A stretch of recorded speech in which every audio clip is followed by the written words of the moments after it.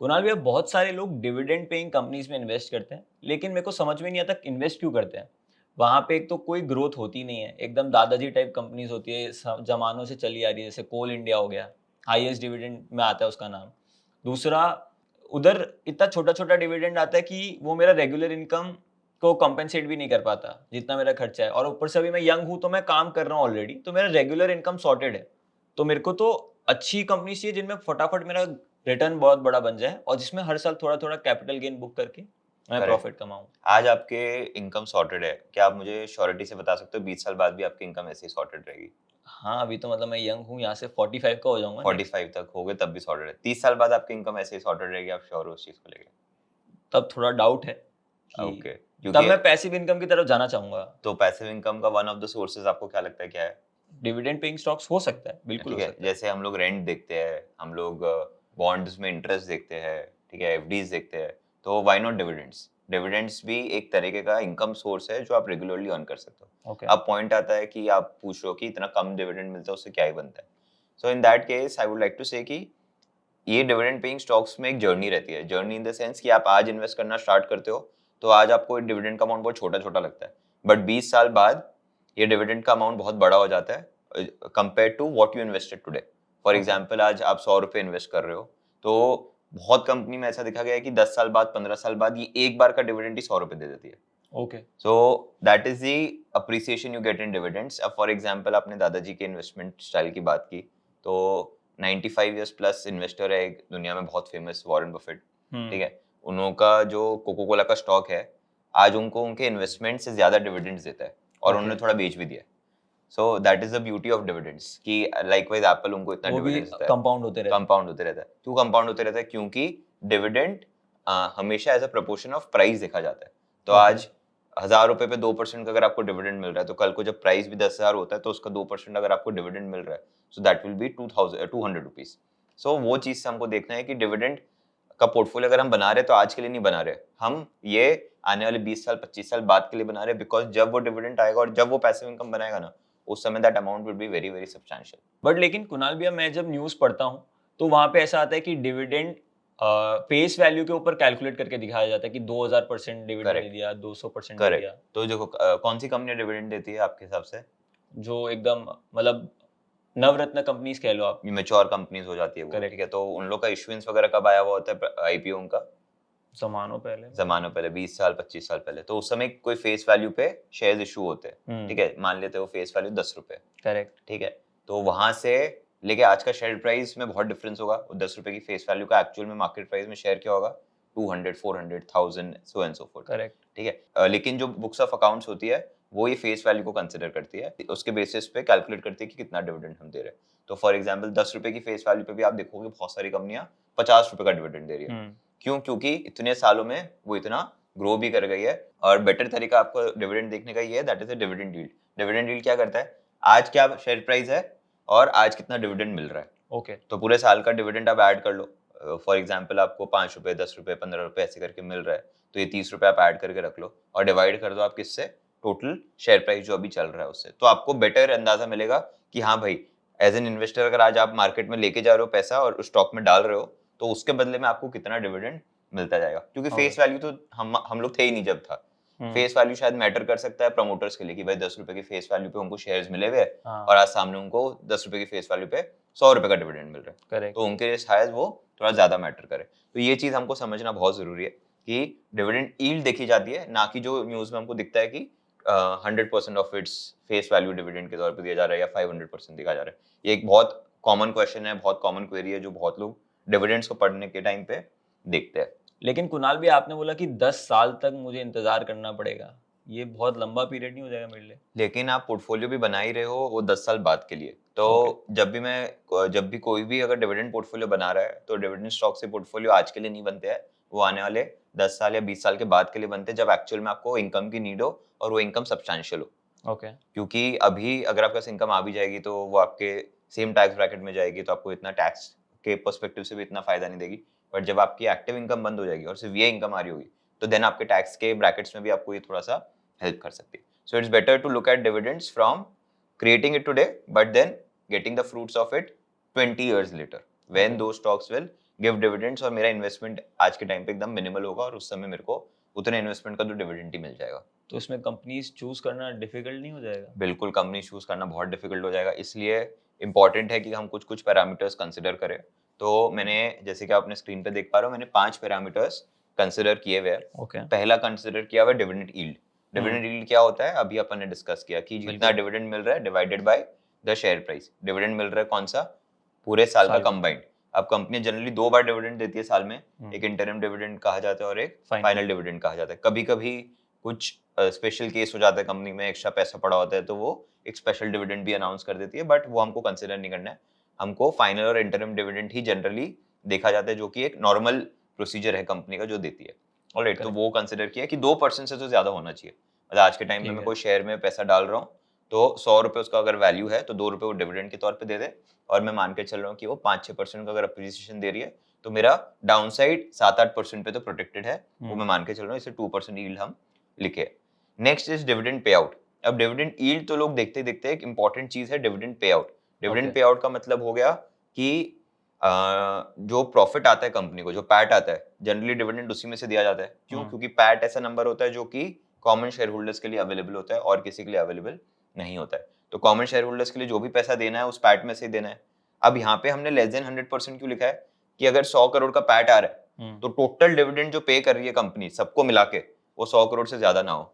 Okay. क्योंकि अगर 100 करोड़ से ज्यादा देने लग गई मतलब वो अपनी पूंजी में से, सेविंग्स में से, पुराने बिल्कुल। पैसे जो पड़े उसमें से दे रही है, विच इज नॉट गुड। वो तो फिर बहुत ही अनहेल्दी साइन हो जाती है। ऐसी कंपनीज है इंडिया में जो ये करती है, जहाँ पे जो डिविडेंड का पे आउट है वो 100% से भी ज्यादा हो जाता है, जैसे वेदांता एक कंपनी है वो करती है। Okay। So all those things are not very healthy because growth opportunities फिर समझ में आ रही है कि कुछ है ही नहीं, कंपनी में जो पैसा पड़ा है वो निकालने की ही कोशिश हो रही है। Okay।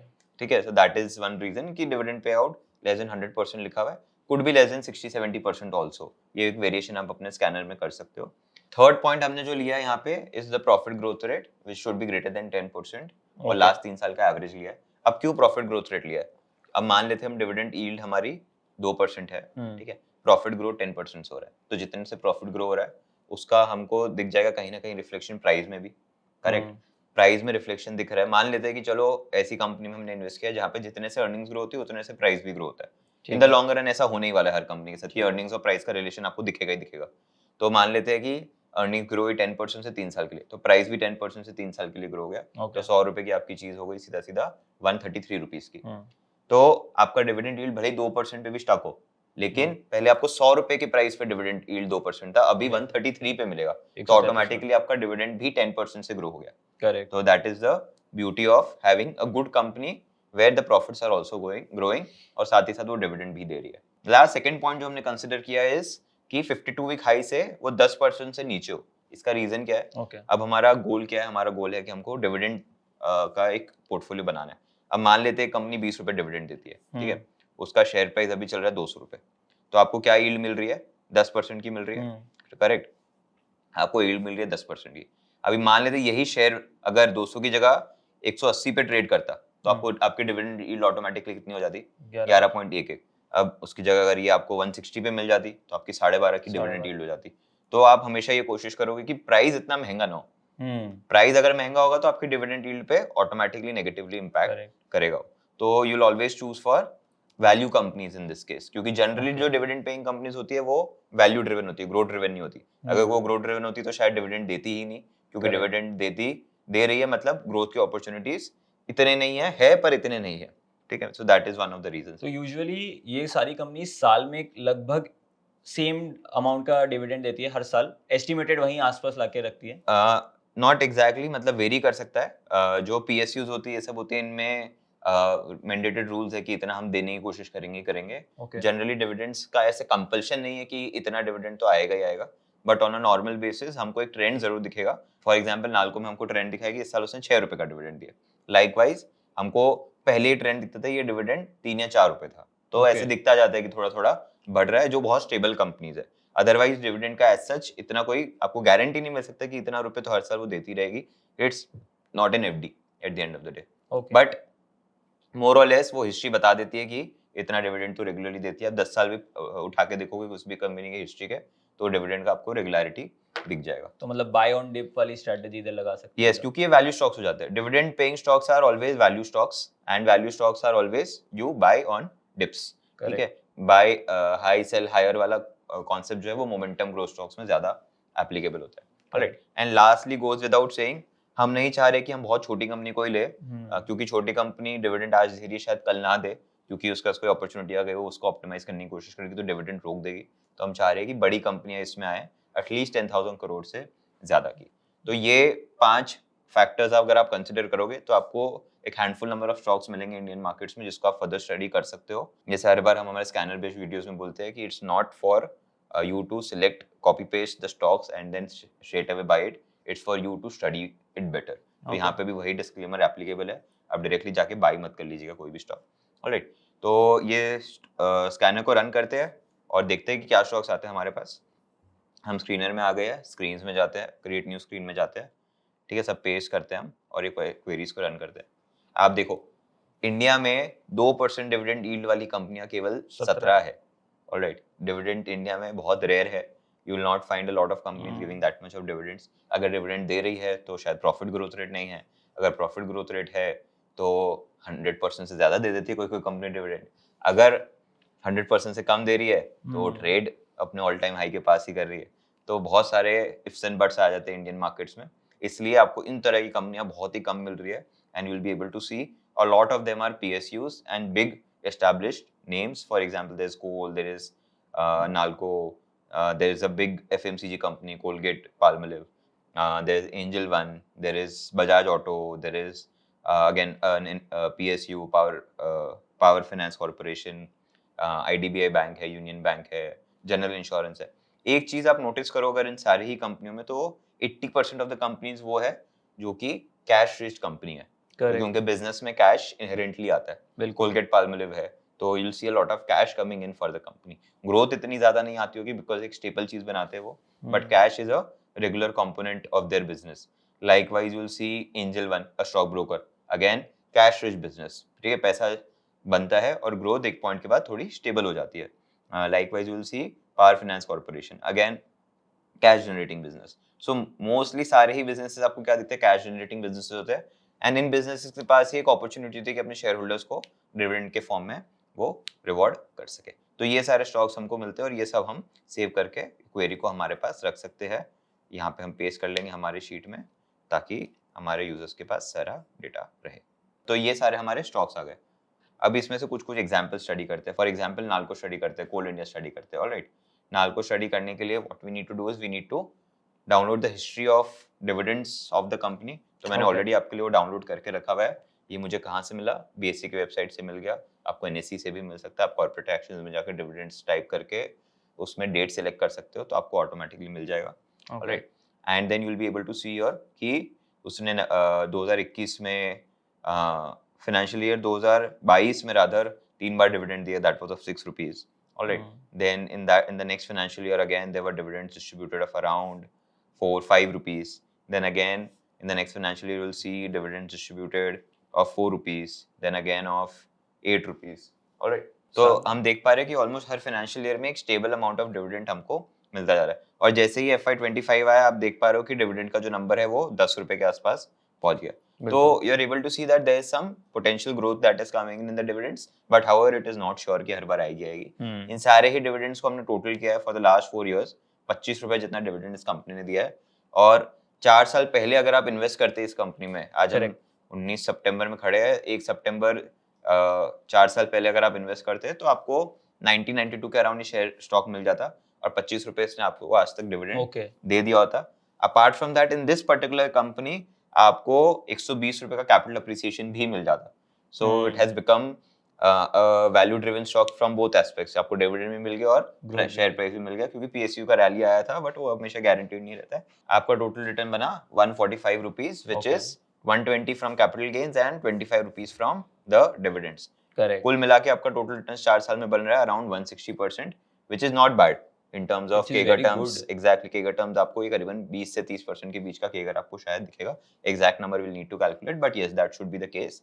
अब दूसरा केस लेते हैं जहां पे dividends have formed a substantial amount. Okay. In this case, the capital appreciation formed it, but from our list itself, we'll take out one more stock, in which case we have gotten dividend as a substantial amount. So we have taken Coal India. All right. Again, you will see that there has been a series of dividends that the company has paid on different dates in a particular financial year. Total कुल मिला के dividend 102 रुपए का दिया है company ने 4 साल में. For the sake of simplicity मैंने 4 साल का होराइजन लिया है ताकि आपको समझने में आसान रहे. 2020 को मैं थोड़ा अवॉइड करने की कोशिश किया हूँ क्योंकि शेयर प्राइस मूवमेंट बहुत ज्यादा ऊपर नीचे हुए थे.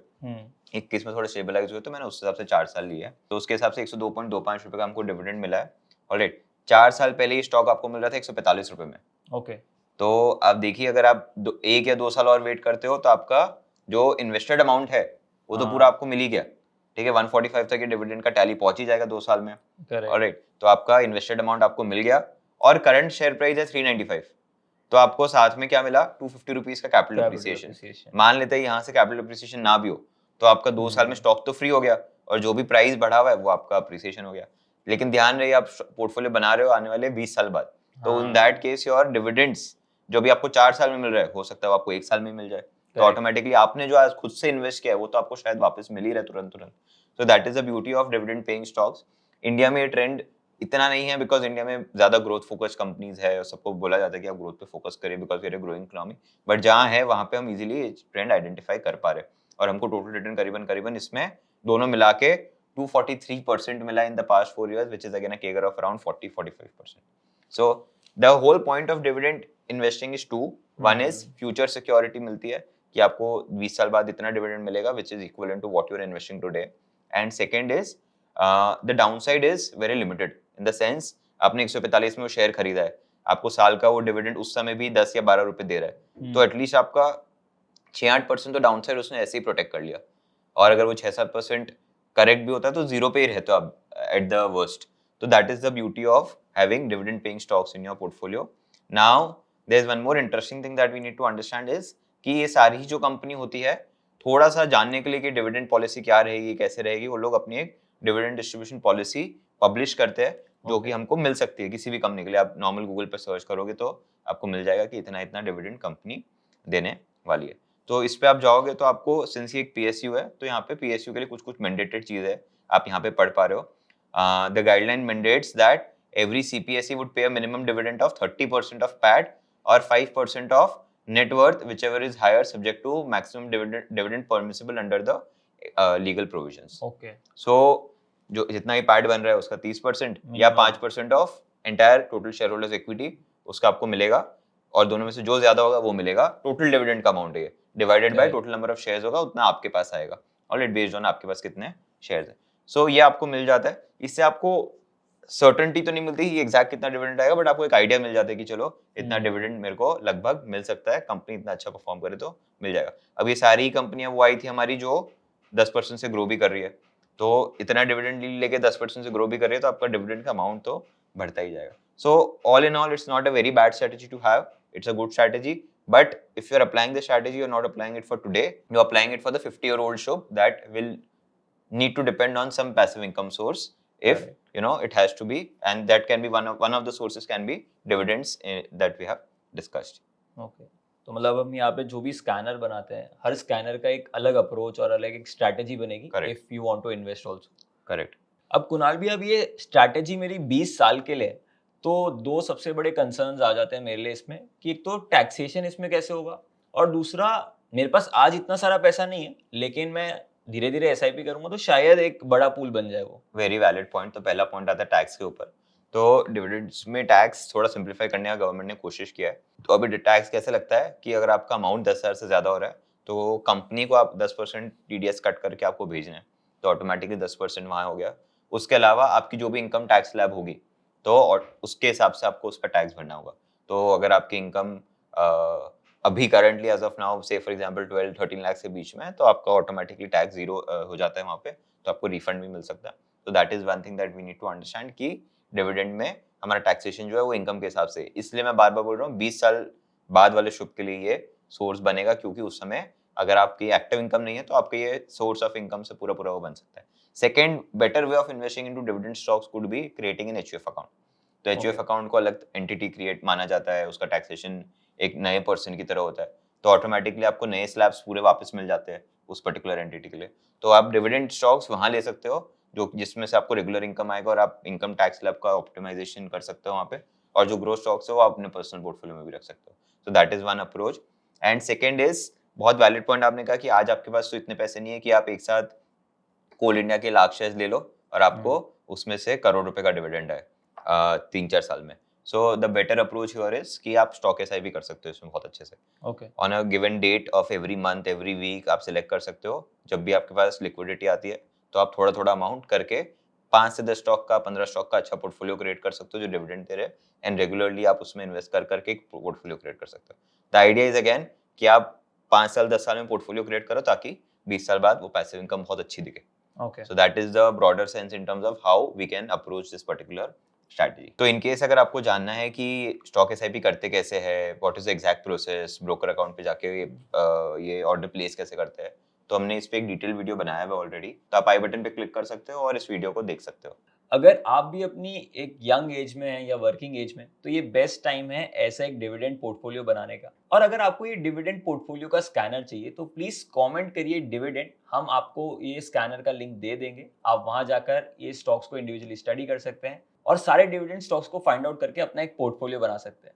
तो आई होप आपको ये वीडियो पसंद आया होगा। अगर पसंद आया तो इस वीडियो को लाइक कर दीजिए और इस चैनल को सब्सक्राइब कर दीजिए। मिलते हैं ऐसे ही अगले एक इन्फॉर्मेटिव वीडियो के साथ।